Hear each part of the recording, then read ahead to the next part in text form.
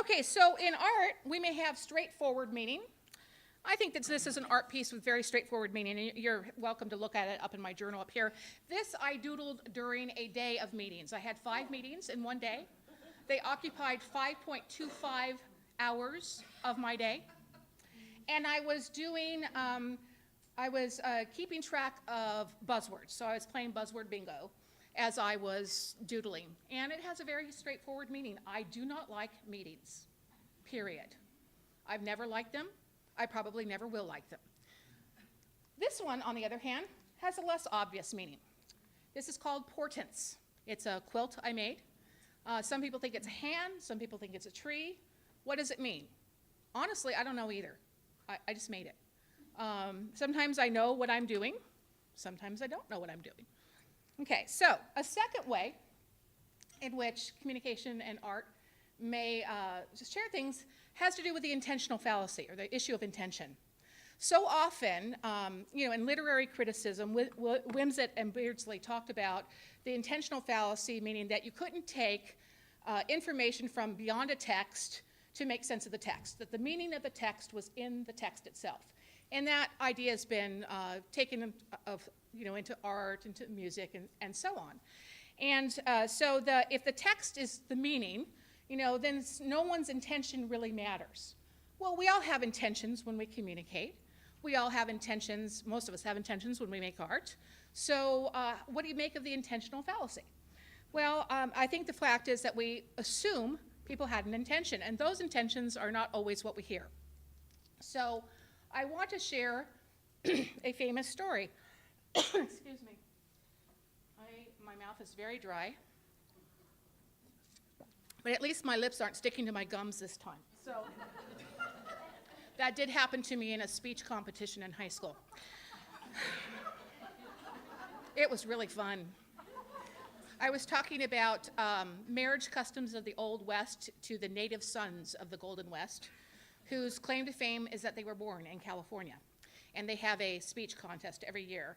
And we had the usual, the earthquake of 1900 whatever in San Francisco, and Father Juniper Serra, and me. And I was supposed to have memorized my speech, and I didn't. And I got there and found out it was supposed to be, and I thought, well, heck, if I don't know my speech, what do I know? And I just got up and winged it, and I won. And the others were so mad at me.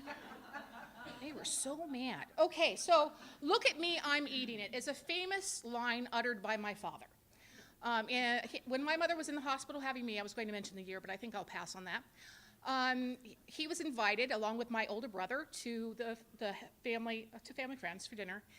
And she was she was probably a cook about my style at that point. She became better with time.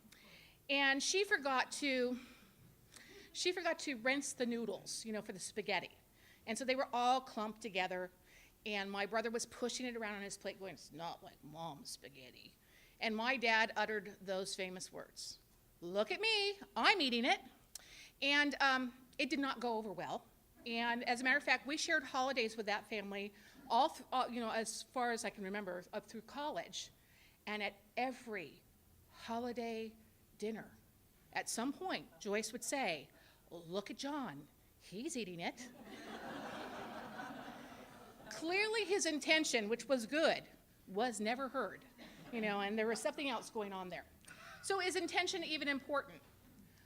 What did I intend when I made this piece? I have absolutely no idea. Honestly, it's a happy accident.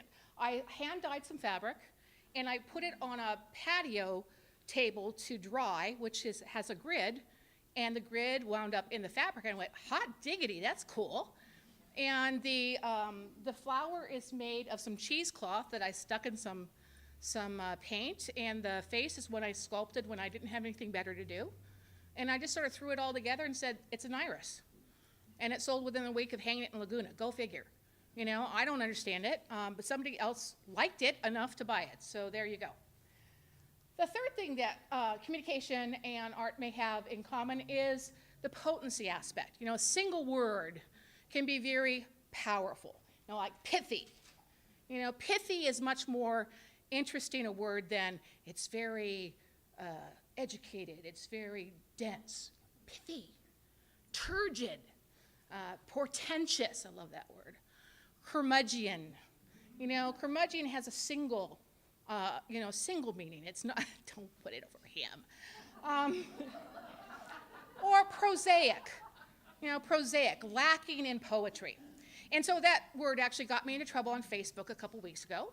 My son is in the Navy, and he posted that he was going to the submarine ball. And so playfully I posted back and said, well, that's cool. Is it going to be underwater? And he said, don't be stupid, mother. It's going to be in a casino. And I went, how prosaic. I mean, really, he's a submarine sailor. He's going to a submarine ball, and they're having it in a casino. And which person in the Navy thought of that? Let me ask you that, Are they taking good care of my son? I think not. Anyway, aside. That didn't end it. He posted back and said, don't use words I don't understand. So I posted like a teacher and said, it means lacking in poetry. Go Google it. I'm very insulted by what you just said. You can't win for trying. But, I still think it's a great word, and it really applied in that instance. Now, the next image I want to show you is, I think, a potent image, and I'm not going to put it up quite yet. It has a story behind it. Several years ago, I went for my annual torture at Foothill Presbyterian Hospital, also known as a mammogram. And it's clean. Trust me. Anyway, I went, she did the 4 films as required, and she was new at her job. And so they weren't what they needed to be. And so her supervisor came in and said, we're going to have to do them again. And it wasn't just that she came in and she said, we're going to have to do them again. It was the jolly way she said it. They just didn't turn out right. We're going to have to do them again. Really? You first. I mean, come on. So, distressed by both the psychological atmosphere and the pain involved in the event, I went home and I decided to make art about it. So, it's clean.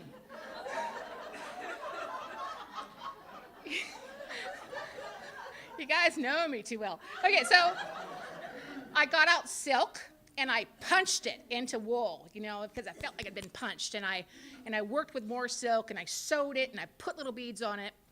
And when the hospital sent me a customer survey, it's a customer satisfaction survey, I sent them the image.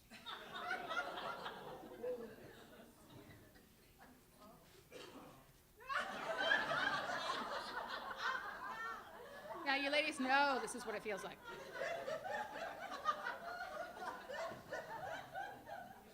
A single image is worth many, many, many words. And there it is right there. I want you to know that has hung in a gallery in Laguna Beach. Not that anyone's made any interested moves toward buying it. I did try to donate it to the City of Hope, thinking it would be great for their women's wing, and they politely turned me down. I'm just absolutely crushed. Okay. Oh, that was the wrong word, wasn't it?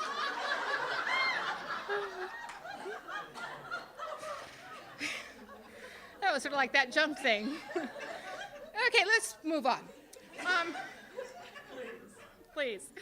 So in looking at the final part of this presentation, I wanted to bring up 3 examples of places where we sort of have questions about whether it's art, whether it's communication, whether it's both, whether it's neither. And so I found 3 terms that are really used in both art and communication quite often. One is style. So in communication, we talk about the communicator style measure. Somebody is dramatic. That would not be me. A dominant. Impression leaving, relaxed, attentive, and so on.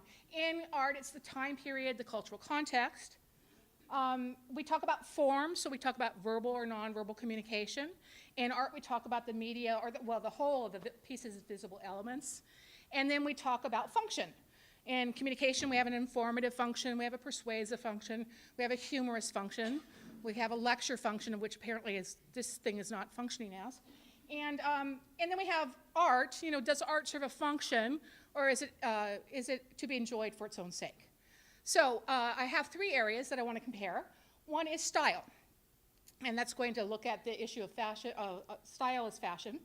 Architecture is going to be my exploration of form, and bathroom fixtures will be my my thing of function. Please don't panic yet.